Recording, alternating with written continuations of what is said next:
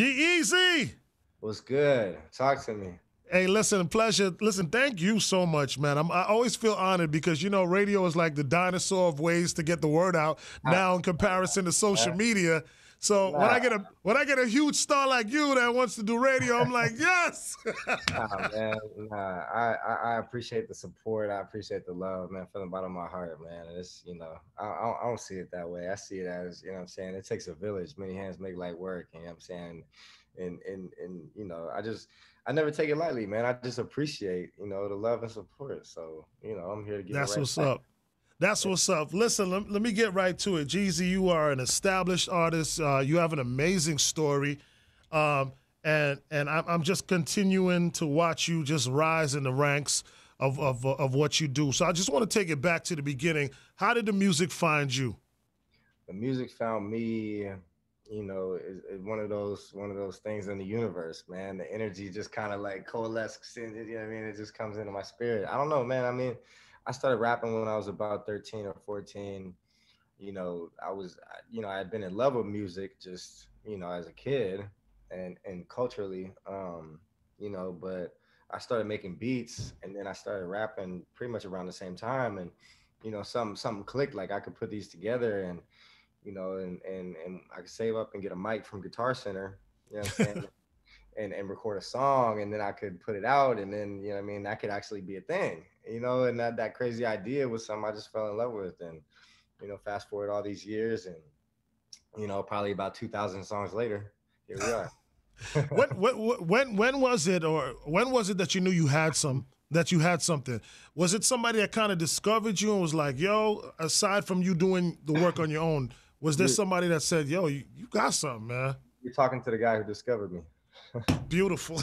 I discovered me. And I discovered me before anybody could have seen it, because it was like, it was a moment where I think I was listening to Jay-Z Black album, and it was just like, I was just like, damn, like I just want to, like, I want to chase the stars. I just want to, like, you know what I mean? I want to swing for the fences. I want to go for it all.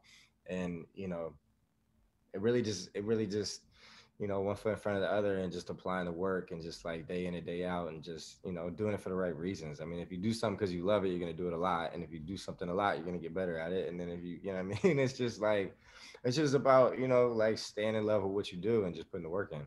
And it doesn't feel like work when you love what you're doing too. So that's the other that is, plus. that is the key. Yeah. Absolutely. Let's take it back. Where were you born and raised, and where do you live now? Grew up in Oakland, California, back and forth, Berkeley and Oakland, Bay Area, East Bay, and then I moved to New Orleans when I was 18, and lived there for 6 years. I went to college in New Orleans, and then I bounced around for a while. Like, when I left New Orleans, I was living out of a suitcase. Oh, Um, I was doing my music, but it hadn't really popped off yet. I wasn't signed.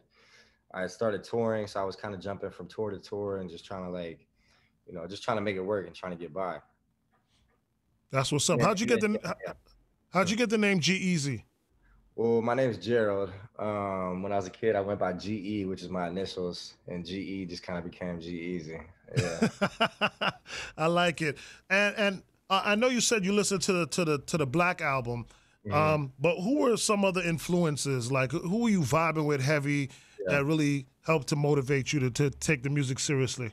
Well, in the Bay, I mean, E40, Mac Dre, Too Short, Mr. Fab, Keek the Sneak, like that era of, what I'm saying, just Bay Area music, because it's a real, like, rich scene there of, like, local culture, what I'm saying, regional culture, like, so the artists that I was listening to was primarily just like Bay stuff, but on like a outside of the Bay was, like I said, Hove, Eminem, 50 Cent, in that era, Jadakiss, Mobb Deep, stuff like that. Yeah. It seems, does it seem to you that being a white rapper, you have to be like truly exceptional to kind of like break a barrier? Because we talk about racial barriers, but it works both ways too. You know what I mean? So if a white rapper comes on the scene, like, are the expectations higher? Because to me, and this is the reason I'm saying it, to Mhm. me it seems like the successful white rappers are fucking great. Like, they're so good Mhm. because I feel like they have to be exceptionally good to be almost accepted into something that is I deemed think, as a I think, black cultural thing, you know? yeah, yeah. I think authenticity is the most important thing, and just being true to yourself, and like I said, doing it for the right reasons. But I think you have to be exceptional at music to matter in music. Period. You know what I'm saying?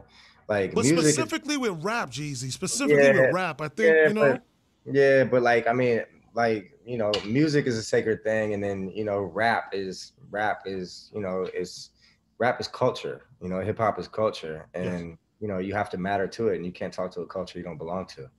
And to make music that matters, it has to be exceptional, period.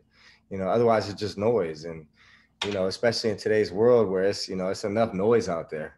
You know what I'm saying? To cut Yes. through the noise, you got to be exceptional, period. You gotta say something that resonates. You gotta speak from the heart, and you gotta do it in a way that's unique. You gotta have a style, you gotta have an approach, you gotta have, but just at its core, you just gotta, like, in my opinion, you know what I'm saying, authenticity, and just being yourself, having something to Mm. say, and making exceptional music is the way to matter in music. You know what I'm saying? No, and your opinion matters. It's just an observation that I had, and it's really a compliment because you are exceptional in my book. You know what I mean? So like with the Eminems, it just seems that way. Like like you guys are really really good, and it's easier for your peers in the music industry to give you that props because you can't go around something that's so good. You know what I mean? No matter what color, no matter what you've been through, you know what I mean? Mhm. So it's really props to you, man. Um, you, you tell me a little bit about some of the, we all know that once you cross it, it's great. You get the accolades, you get the props Mhm. from your fans and friends and peers. But tell me some of the rough parts of the rap game that you experience that you have to fight through. I mean, when you put your heart and soul into something, that's all that you have inside of you. You know what I'm saying? This music it's not something that you take lightly. It's like, no, this is my life. This is my purpose. This is my job. This is my expression of myself. You know what I'm saying? So when you're trying to come up and you're putting out music and it's not connecting, or it's not being received the right way, or is it's just not hitting. You kind of feel like, well, damn, that's me. That's my whole sense of self. You know what I'm saying? Yeah. So, like, I mean, when you're trying to get out there, you're trying to get heard, and you feel like it's not landing. It's like it's tough. And then trying to put money into something that's not making it back. What I mean, it's Right. really hard to succeed in music. I was reinvesting every dollar that I was making when I was living out of that suitcase, funding my own music videos, paying for everything myself. And every time you do that, it's kind of like gambling, right? You know what I'm saying? Yeah. You putting 30K on, you know, and you might not see that back. So, you know. That makes total sense. And listen, but you've had success, in the past with your hits previously. Mhm. Um, and I don't see why you won't continue having success. And you kind of speak to things that are happening, and you're giving the real part of yourself. And I think people do appreciate that. What's your latest single now that you're pushing? Provide with Chris Brown. Yeah, yeah, Now, now listen, Chris Brown, he is the king of R&B right now. You know what I'm saying? yeah. And I think that's an amazing collabo for you. Could you tell me how that came about? Yeah, nah. Shouts out to Chris. He was, I mean, one of the first artists in the industry, like for one of the first like major artists that really like showed me love. And he's been that way ever since. He's always been solid with me. We've done a few songs, and so I'm working on a song with Hitmaker who produced it. Um, and he had the idea to flip Return of the Mac, and I'm like, yo, like that's you know what I mean? That's one of them Right, ones. Like, all right, if right, we're gonna do that, then that's what time it is. All right, you know what I mean? But that's bold. right, So, right. but I put the verses down, and I hit Chris. I just sent it right to him, and a couple hours later, he sent it back. He's a workaholic. You know what I mean? Yeah, He works and works and works. He knocked it right out. He called me, FaceTime me to play me the hook. He was screaming on the phone like, "We got what, bro?" Like, yeah. and he was going crazy. He's somebody that what I mean. His energy comes through the music. He's just one of those special talents. So I'm sure it was a pleasure to work with him once again on this Always, one. always, every time. That's dope, man. And I wish you success with that. I mean, you know, you're already out of there with it, but you know, I wish you continue success with it. Who else are you looking to work with? I mean, you've worked with already a lot of amazing people in the industry. Who's some people that you would like to tap in with? If I ever got a verse from Hov, then I would just, you know what I mean? That's you know what I mean? That would be my holy grail or something like that. Yeah. Listen, I wish that for you, man. I wish that for you, Yeah. and that lets me know how much you really respect, you I know, don't hip hop. Yeah. I'm knocking too, and that lets me know how much you really respect the game and hip hop. You know, for that selection of having Hove jump on a track with you.